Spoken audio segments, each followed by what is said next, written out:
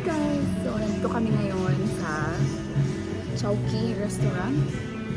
Kasi supposed to be Yasmina restaurant yung binook namin na restaurant dito sa Four Points. But then again, hindi natuloy dahil nga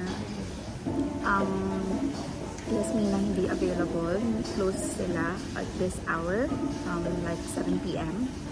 until 10:30 I guess. So, tinransfer yung buffet nila. Maganda yung place actually. I like it. From the name itself, it's Chowky, I think, restaurant. So, like, Chinese. Like, ganda siya.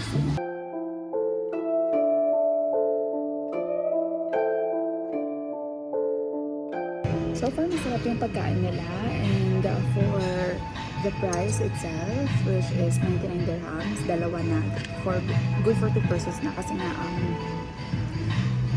ginamitan na ng mga cravings app. Although na konti lang yung pagpipilian, pero masarap yung food nila.